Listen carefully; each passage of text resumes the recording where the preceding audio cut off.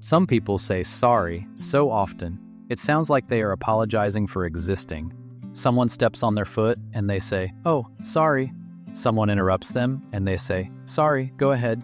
Someone hurts them and they still try to figure out what they did wrong. From the outside, this can look like politeness, but sometimes constant apologizing is not good manners. It is the fear of taking up too much space in someone else's life.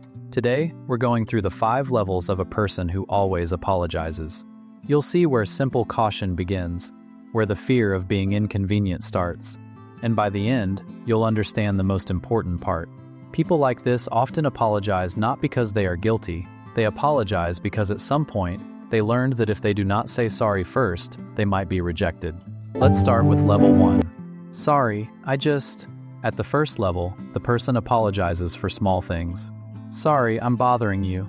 Sorry, can I ask you something? Sorry for texting. Sorry for replying late. They do not even notice how often they do it.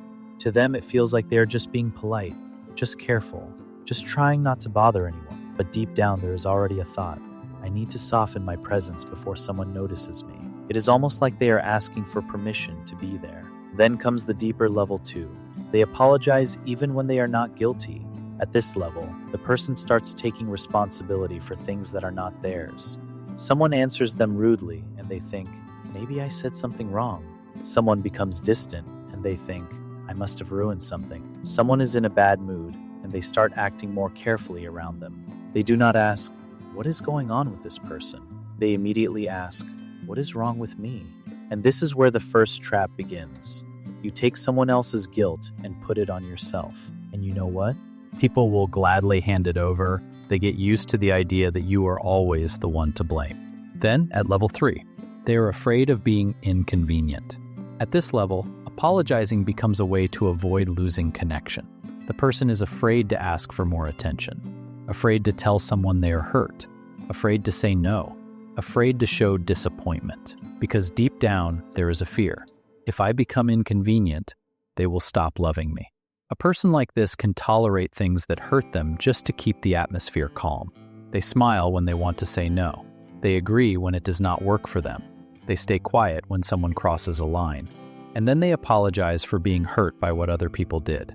Next comes the level where the person is no longer just apologizing. They begin to disappear inside their relationships. Level 4. They make their feelings smaller. At this level, the person no longer says directly that something hurt them. They say, "It's not a big deal. I'm just overreacting. Forget it. It's my problem.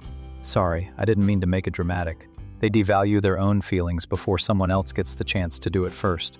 To them, this feels safer. If I say it is nothing, they cannot call me too sensitive. If I apologize first, they cannot blame me. If I step back first, they cannot leave me. But the price is high. Over time, the person slowly stops understanding where their real responsibility ends and where someone else's bad behavior begins. And this is where we reach the scariest stage, the moment when a person starts erasing themselves. Level 5, the point of no return. They apologize for being hurt. This is the hardest level. The person no longer apologizes for what they did. They apologize for what they feel. Sorry, I'm sad. Sorry, I'm so complicated. Sorry, you have to deal with me. Sorry, I ruined everything. But they did not ruin anything.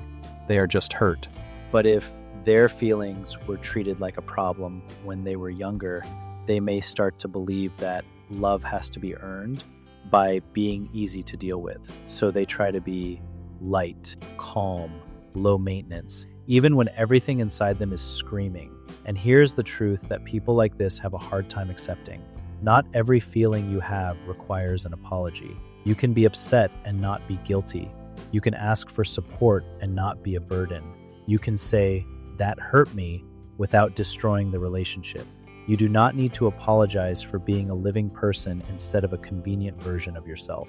Next time you feel the automatic urge to say sorry, try to catch that moment and ask yourself, did I actually do something wrong? Or am I just afraid of being inconvenient? Sometimes, instead of saying sorry, you can say, "Thank you for waiting. I want to clarify something. This is important for me to say. I don't like it when that happens." It is a small replacement, but for someone who has spent their whole life apologizing for their place in the room, it can be the beginning of freedom.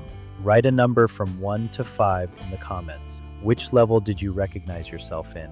And if topics like this feel close to you, subscribe to Dark Psychology with Alexey. Here we talk about the things people usually hide even from themselves.